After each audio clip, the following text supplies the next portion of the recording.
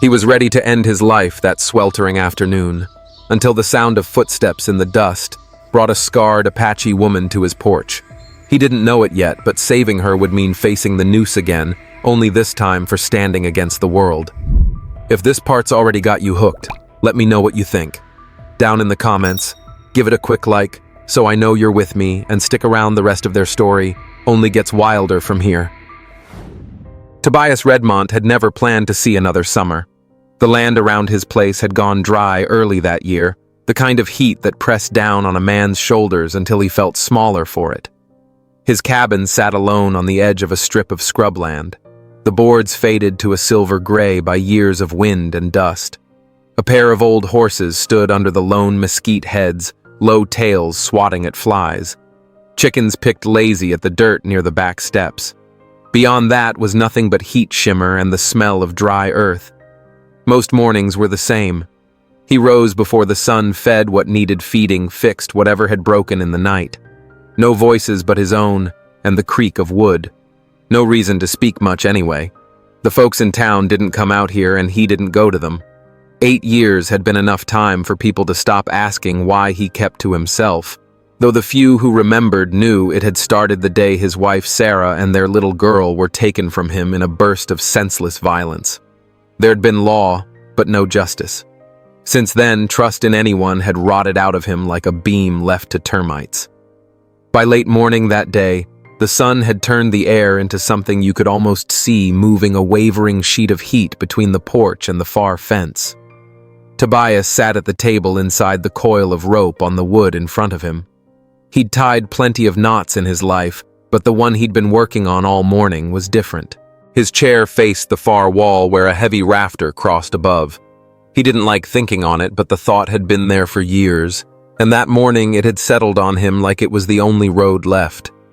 Sarah was gone, the girl too, and the weight of their absence never shifted. Maybe it was time to follow. He'd stood to reach for the rope when he heard it, a sound from outside, faint over the whine of cicadas and the low thump of his own heart. Not the creak of a fence board or the scuffle of a chicken. Something heavier, slower. He stayed there, jaw tight, telling himself it didn't matter, that whatever it was could rot in the sun. Then it came again, softer this time, but closer. His hands curled into fists at his sides. He'd picked this hour for a reason. Heat, high sky, empty, no one around. Now here came some damn thing clawing at the edge of it. He stared at the coil of rope on the table, then toward the door and back again. It should have been simple to ignore, but the noise kept pricking at him like a thorn that wouldn't pull free. Hell, he muttered more to the room than himself. The sound came again, dragging him from where he stood. He felt the slow burn of anger at the thought of stepping outside, like whoever or whatever was out there had reached in and shoved his plan clean off the table. He pushed the rope aside and went to the door. The midday light hit him square, blinding for a second.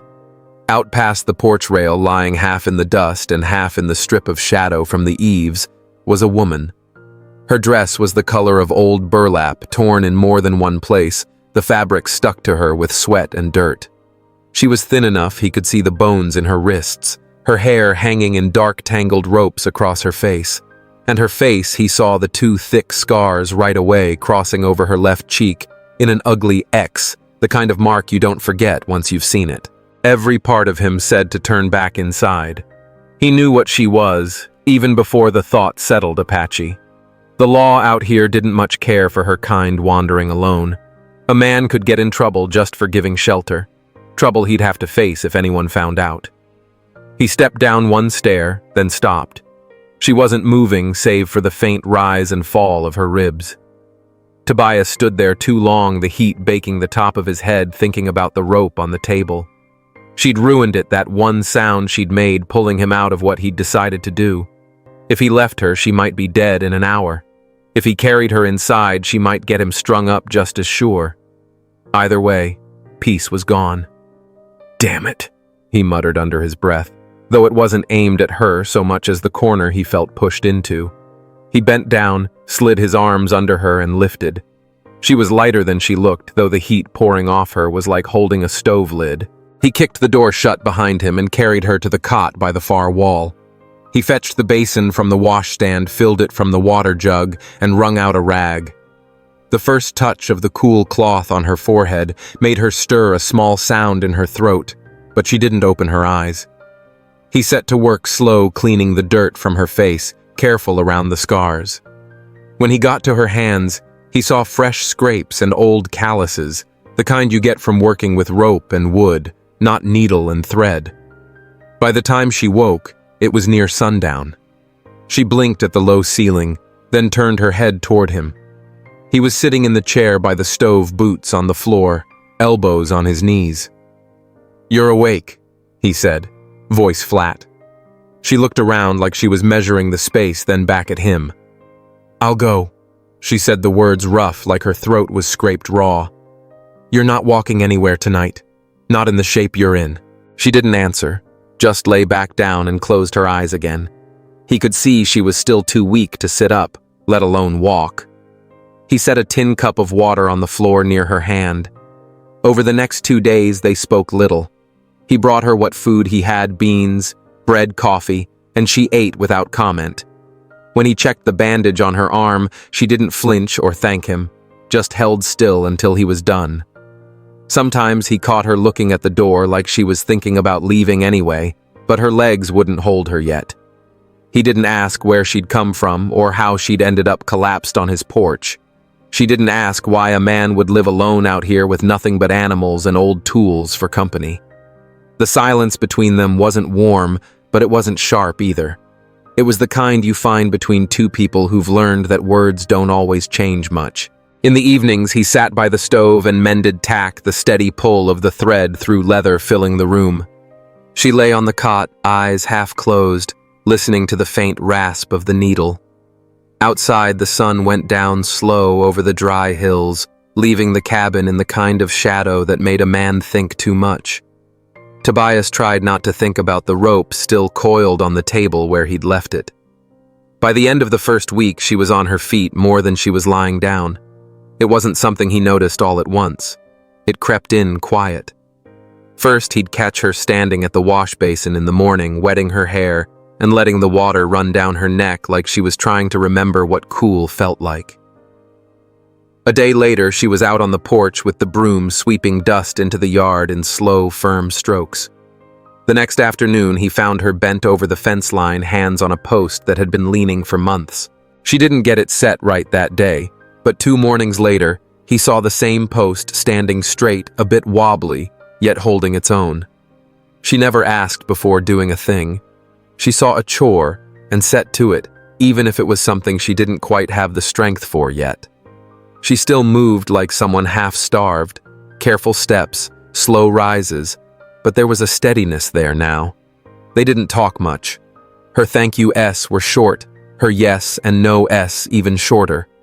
Most of the time, they worked around each other without comment, passing in and out of the cabin like two strangers who'd been given the same space for a while and decided not to get in the other's way.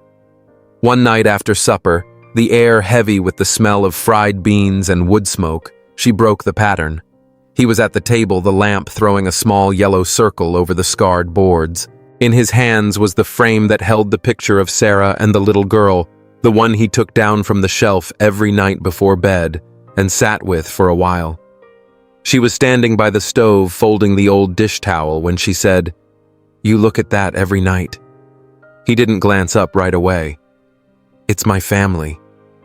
She studied him a moment longer, then her eyes went to the rope still coiled on the table by the wall, neat but marked. "You were going to end yourself, weren't you?" The bluntness landed harder than a shout. "What makes you say that?" "The rope," she answered simply. "It's been looped, weighted. You can see it in the twist marks. Not for tying stock, for a man's weight." He set the frame down carefully like the table might crack if he dropped it. The room went quiet except for the low tick of the cooling stove. After a moment, he said, "What's your name, Ayana?" His gaze moved to the thick X carved into her left cheek. "Those scars." She didn't flinch. "A soldier took me. When he was done, he cut me so all would know what he'd done. My family turned away. My tribe wouldn't have me. Said I carried shame. He didn't push for more and she didn't offer it. The lamp flickered once before settling again, and the moment passed. The days rolled on, each one hotter than the last. By the time she'd been there a few weeks, she was feeding the horses at dawn, mucking the stalls and bringing in kindling without being told. She patched the chicken coop where a coyote had pushed through hauled water from the well, and even fixed the latch on the barn door with a scrap of leather and 2 bent nails. He watched her sometimes not for the work itself, but for the way she did it. No fuss, no talk, just the kind of steady hands you see in people who've had to make do on their own. One evening he told her they needed to ride into town for supplies. She nodded, went out to the corral and saddled the bay mare without asking which horse he wanted her to take. The ride in was quiet. The sun beat down hard enough to make the air waver over the dirt road. They passed a jackrabbit that bolted into the brush and a hawk circling above an empty stretch of field. Neither spoke until they reached the first buildings. They tied off in front of the general store. Even before his boots hit the porch, he could feel the eyes on them. 2 men leaning against the post stopped talking and just stared. Inside, the shopkeeper gave Tobias a nod, then looked at Ayanna, the way a man might look at a coyote wandering too close to his henhouse. They moved down the narrow aisle, picking up flour coffee salt and a rasp for the horse's hooves. Somewhere near the back, 2 women at the dry goods counter spoke in low voices, but not low enough to keep the words Apache and stray from carrying. Ayanna kept her eyes on the shelves. At the counter, Tobias laid down the money without hurry. The shopkeeper took it, but his gaze drifted past Tobias to the woman standing just behind. Nothing was said, but the air in the room felt close, like folks were waiting for something that didn't come. On the ride back, the heat still high, she stayed quiet, but he knew she'd heard every word, every shift in the way people looked at her. A couple of days later, Sam Hawkins, a neighbor from 6 miles east, rode by with a sack of feed to trade. They talked a little about the dry weather, the price of corn. Then Sam said, "Hear there's a woman out here at your place. Folks in town are talking. You sure that's wise?" Tobias just took the feed, muttered his thanks, and saw him off. Next trip to town, he stayed closer to her. When a man on the porch made a remark about keeping wild stock, Tobias stopped long enough to meet his eyes and say, "Careful, you don't get trampled, friend." The man didn't answer, just looked away. Ayanna didn't thank him for stepping in, but he noticed her shoulders eased a little once they were clear of the porch. Back at the cabin, life settled into its quiet rhythm. They worked side by side on the fence line, moved hay into the loft, and cleared the brush from around the well. Sometimes she'd hum under her breath. Nothing he recognized, just a low tune that made the heat seem less sharp. In the evenings after the animals were seen to and the tools put away, they sat inside with the lamp burning low. He'd mend tack while she patched an old shirt or shelled beans into a tin bowl. The silence between them had shifted. It wasn't the guarded kind from the early days, but something steadier, like 2 people who'd decided the other wasn't going anywhere just yet. Still, the rope stayed on the table by the wall. He hadn't touched it, but he hadn't put it away either. One afternoon, a wind came up out of the south, carrying dust with it. They worked through it, tying down what might blow, covering the feed barrels. When the gusts died, they were both coated in grit. Inside, as she poured water into a basin, she glanced toward the rope, and then at him. "You ain't thought about it again." He kept his eyes on the bridle he was oiling. "Not since you showed up." "That's not much of a comfort," she said, but there was a hint of something softer in her voice. A week later, they had to go back to town for nails and lamp oil. The same eyes followed them. The same whispers trailed behind. This time, though, one old man at the hitch rail tipped his hat to Ayanna. She gave a small nod back. It wasn't much, but it was different from the last trip. By the time they rode home that evening, the sun low and red, he found himself thinking less about the rope and more about how the place felt with someone else moving around in it. The talk in town didn't stop, but some of it shifted. A couple weeks after the trip where that old man had tipped his hat, the first real change came by accident. Tobias had ridden into town for a sack of oats, Ayanna trailing behind on the bay mare.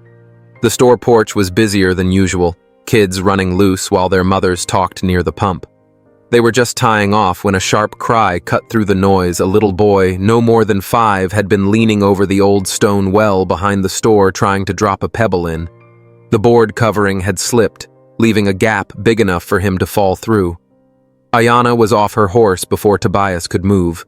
She caught the back of the boy's shirt, just as his feet slipped on the edge, yanking him back with a quick, hard pull. The child started crying, and his mother rushed over, pale as milk, hugging him tight. The woman didn't say much at first, just nodded her thanks, but word of it made its way down the street before Tobias had even loaded the oats. A week later, a different scene played out. Mrs. Cullen, the oldest widow in town, had lost one of her goats. Folks said it had been gone for 2 days.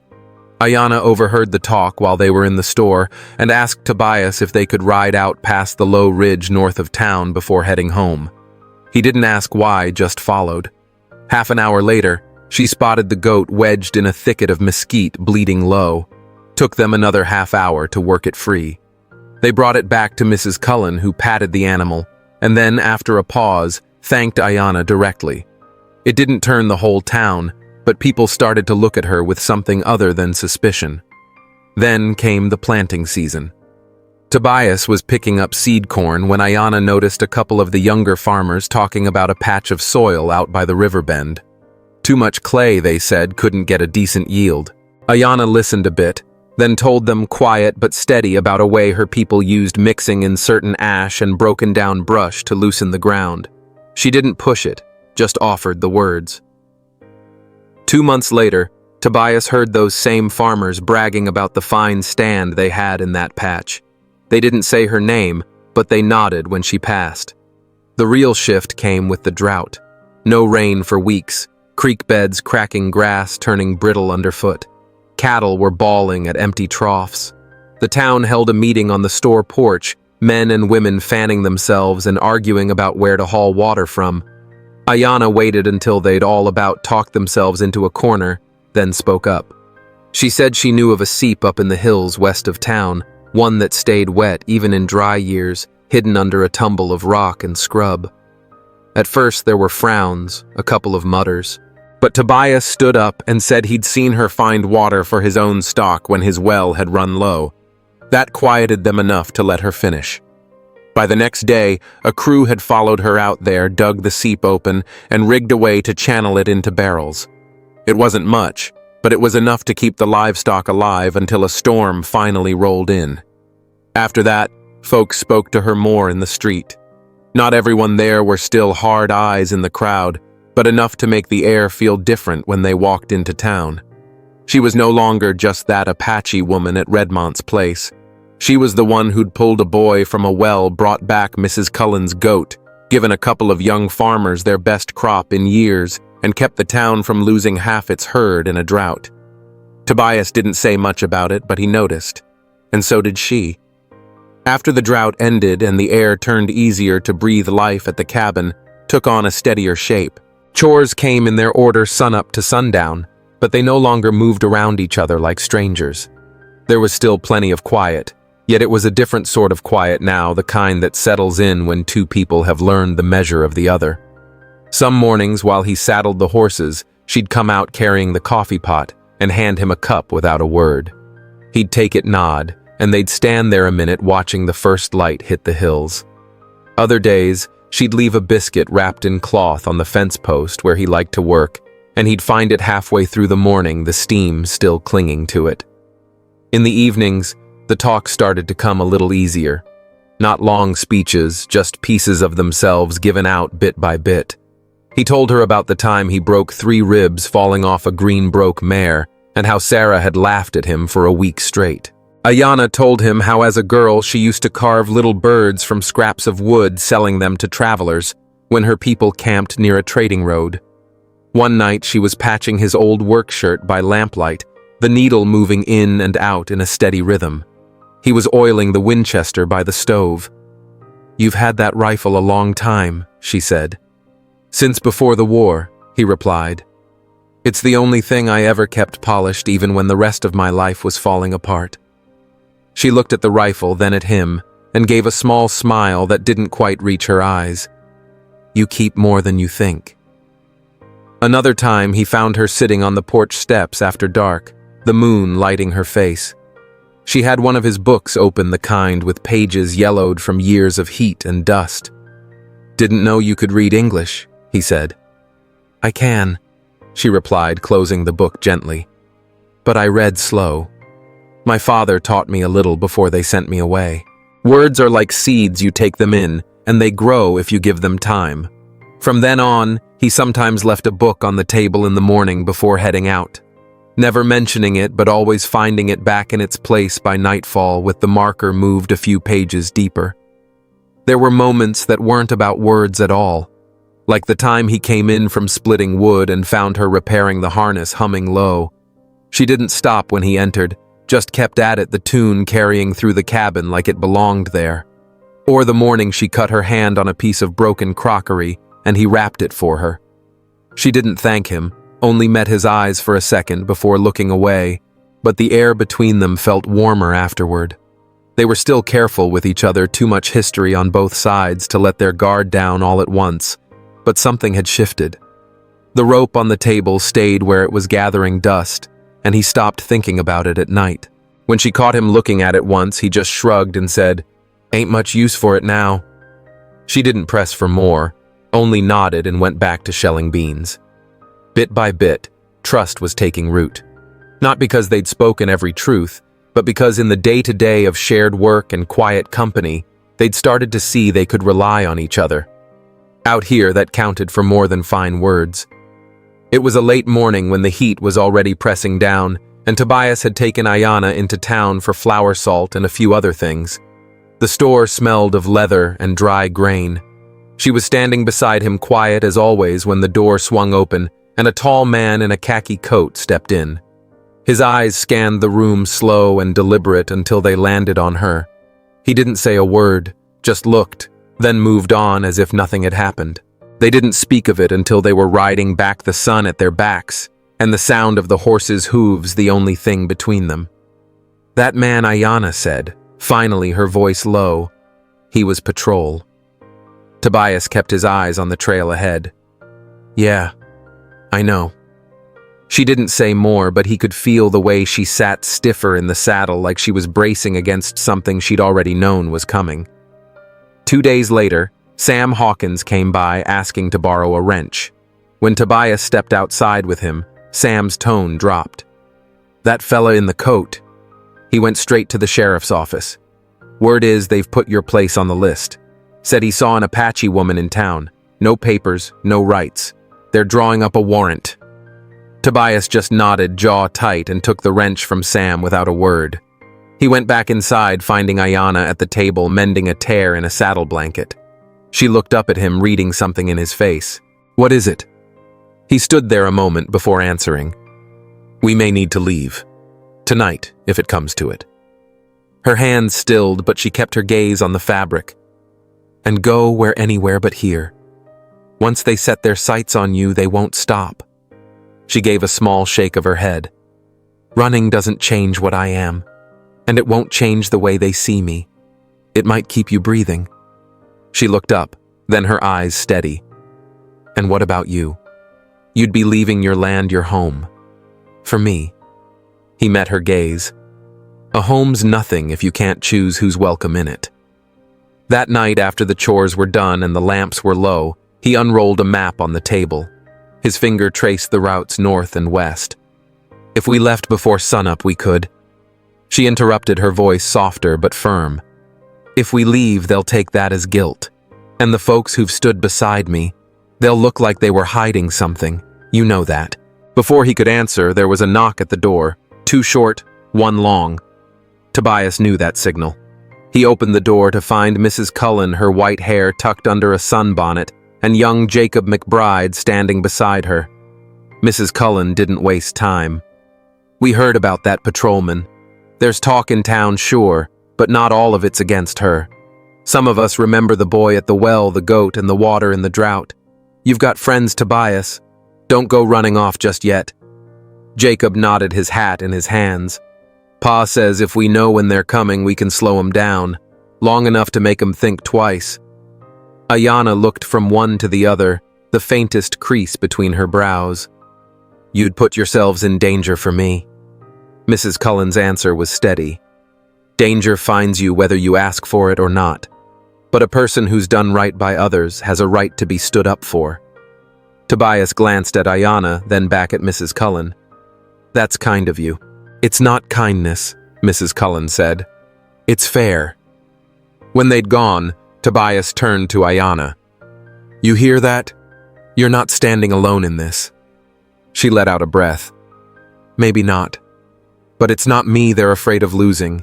It's what I can do for them. Doesn't matter. You're worth protecting, Ayanna. Not because you're perfect, but because you matter." She looked down at her hands, a long pause stretching between them. "No one's ever told me that before. Then it's about time someone did." The next few days carried a new weight. Tobias walked the property with Sam Hawkins, Jacob's father, and the lanes from the mill pointing out the narrow passes between the mesquite, where a man could be funneled, the dry creek bed that could be covered with brush, the rise behind the barn that made a good blind. They started simple, raking gravel over the road to hide fresh tracks, stacking fence rails into a low barrier near the front gate. Sam brought 2 coils of rusty wire, and together they strung them low across the south approach, where any horse running hard would never see them until it was too late. Ayanna worked alongside them. She and Mrs. Lane spent a morning digging shallow pits, lining them with sharpened stakes and covering them with light brush. Jacob and his father dragged logs to build a waist-high barricade along the east fence. In the evenings, Tobias and Ayanna walked the perimeter together. The heat of the day would be gone, replaced by the sound of night insects. Sometimes they talked about where they'd make a stand, when to fall back. Other times they just walked the crunch of boots on dirt, filling the silence. One night near the old windmill, Ayanna stopped, looking out over the dark fields. "I've run from men like this before. Sometimes I made it, sometimes others didn't. I'm not sure I should be asking these people to risk themselves for me." "You're not asking," Tobias said. "They're offering. And I'm not letting you go through this alone." She studied him for a long moment. "Why?" He let the quiet stretch before answering. "Because I've buried enough in my life, and because I'm not about to let them decide you don't belong here." By week's end, the place didn't look much different to anyone passing by, but Tobias knew every trap and choke point like he knew his own hands. A pile of rocks lay just inside the north fence, ready to roll under hooves. The barn loft held 3 barrels of water and a stack of blankets in case they had to hold out. And a narrow slit cut into the side wall of the cabin was there for a rifle if it came to it, though they both hoped it never would. On the 6th evening, the air was still and heavy. Tobias sat on the porch, rifle across his knees, watching the road disappear into the dark. Ayanna came out with 2 mugs of coffee, setting one beside him before leaning on the rail. "They'll come soon," she said. "Then we'll be ready." She took a slow sip, the steam rising between them. "Ready or not, it'll change things." "Things have been changing since the day you showed up," he said, glancing at her. She didn't answer right away, just held his gaze a heartbeat longer than usual. Then she looked back toward the road, and together they waited for whatever would come down it. The morning broke warm and bright, the kind of light that showed every speck of dust hanging in the air. By the time the market crowd had gathered in the square, Tobias could feel the heat climbing off the packed earth underfoot. Word had been passed quiet over the last 2 days, not in the saloon, not in the feed store, but in back rooms, over fence rails by the well. He stood off to the side as Mrs. Cullen took her place on the store porch. She cleared her throat and started in her voice, carrying better than her small frame would suggest. She spoke of the boy Ayanna had pulled from the well, of the goat she'd brought back to her, of the season when the fields were dying, and Ayanna had led them to water. She didn't gild it up, just laid out the truth like setting tools on a bench. A few nodded along, others shifted on their boots. Jacob McBride piped up from the edge of the crowd, telling how Ayanna had mended his hand after he'd cut it bad with a sickle, and how it never once festered. Little by little, the talk changed shape. People weren't whispering anymore. They were answering one another in plain voice. Tobias didn't speak until the murmur had quieted some. He stepped forward, letting his eyes sweep over the faces. You all know what's coming. The men who aim to take her, they don't care about what she's done for us. They don't care about right or wrong.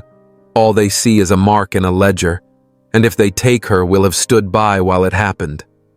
He paused, letting the weight of it settle. That's not the kind of place I thought I lived in, not the kind of people I took you for. There was a long stillness. Then Sam Hawkins said, What do you need us to do? By midday, plans had been made. Old wagons were rolled into place across the main road, loaded high with hay bales and scrap lumber. Barrels were filled with water and set by the square. Some fetched oil lamps and torches.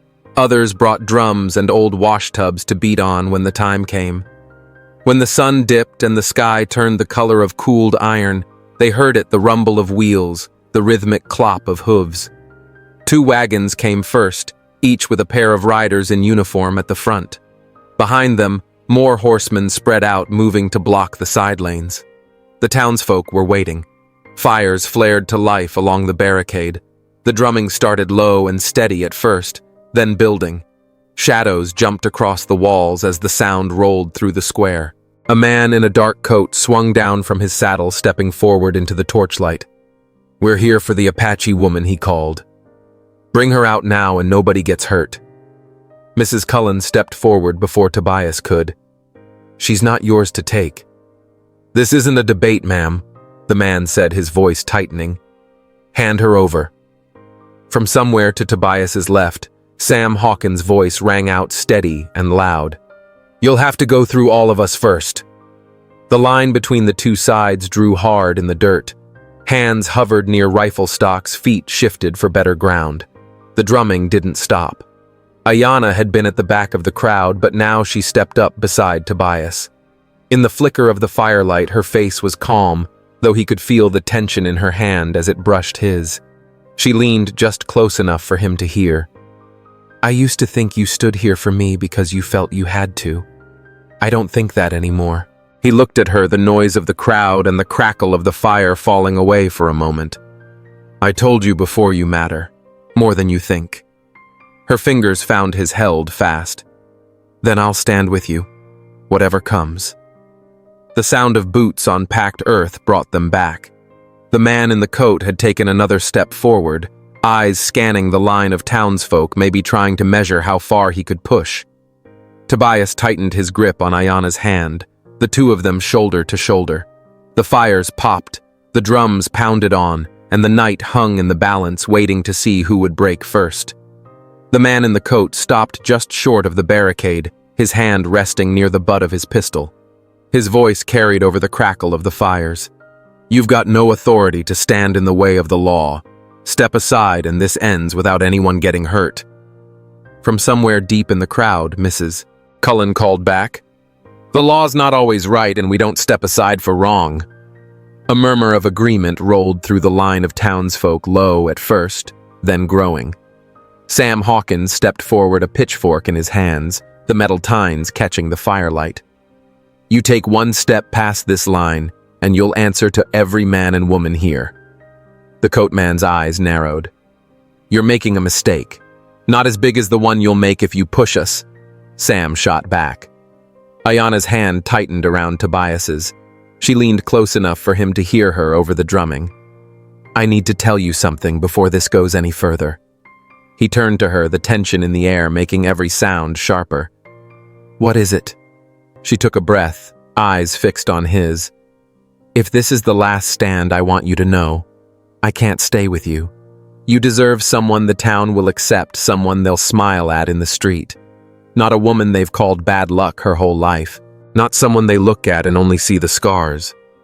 He felt the words like a hard wind, but he didn't look away. Ayanna, listen to me. The day you walked onto my porch, I was ready to quit. I had the rope ready, the chair under it. I didn't see a reason to keep going.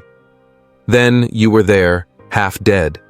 Yes, but you were breathing, and something in me decided you were worth saving. I thought I was saving you, but you've been saving me every day since.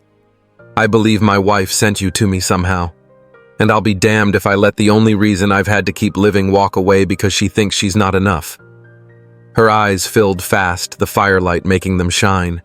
She tried to speak, but the words caught. He reached up and brushed the back of his hand across her cheek, not caring who saw. You're not bad luck. You're my luck. My proof that there's still something good worth holding on to. A tear broke loose, running down through the cross of scars. She let out a shaky breath, then whispered, I love you, Tobias. Before he could answer, the coat man barked an order, and 2 soldiers moved forward.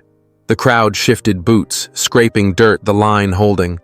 Jacob McBride and 3 others stepped directly into the soldiers' path, rifles angled just low enough not to fire, but high enough to be clear about what would happen if the advance didn't stop.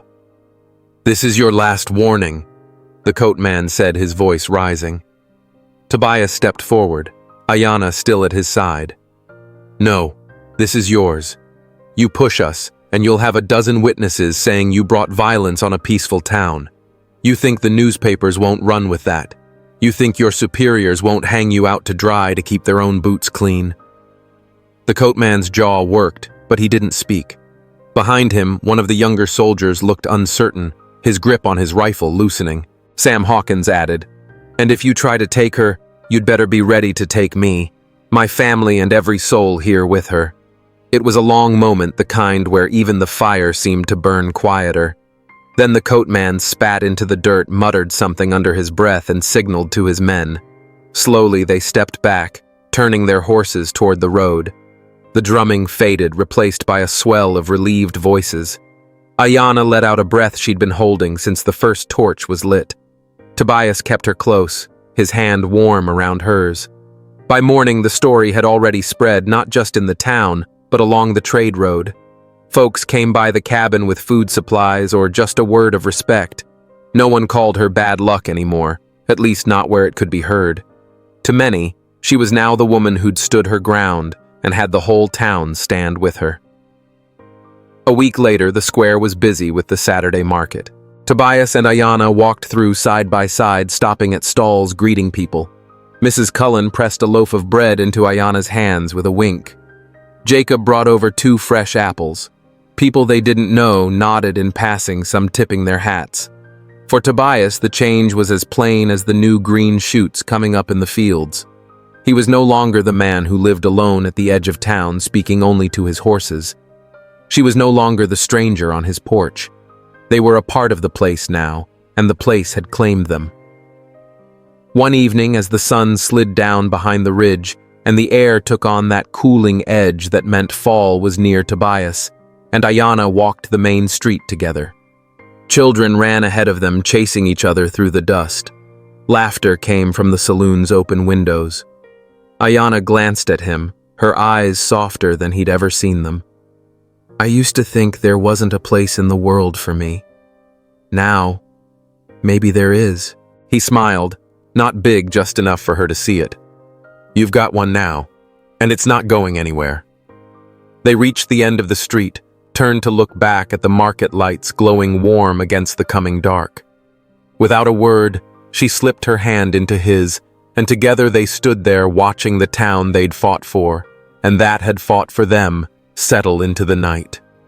The future was out there, wide and uncertain, but for the first time in years, Tobias felt ready to meet it. And from the way she held on to him, he knew she was too. You know, after writing and telling this story, I've been sitting here thinking about what it really means. On the surface, it's about Tobias and Ayanna, a broken man, and a woman cast out by the world finding each other against all odds. But if you look a little deeper, it's about how people can surprise you, how a community that once turned its back can learn to stand together, and how the smallest acts of kindness can change the course of someone's life. Tobias was ready to give up. Ayanna had every reason to believe no one would ever see her as anything but bad luck. And yet, through shared work, quiet moments, and standing side by side when the danger came, they built something real. They didn't just survive, they helped each other live again. That's the heart of it for me. The idea that even when you've been hurt, when the world feels cold and unfair, the right connection can pull you back into the light. And then there's the town. At first, suspicious, even cruel, but slowly changed by what they saw Ayana do. That's the part that gives me hope that people given the chance to witness courage and goodness can let go of prejudice and fight for what's right. So yeah, for me, this is a story about second chances, about love that grows slowly but strong, and about the power of people choosing to stand together instead of apart. I'd really love to hear what you took from it. Did something in Tobias and Ayana's journey speak to you? Did it remind you of someone you know? Drop your thoughts in the comments. I'll be reading them all, and I'd love to keep the conversation going.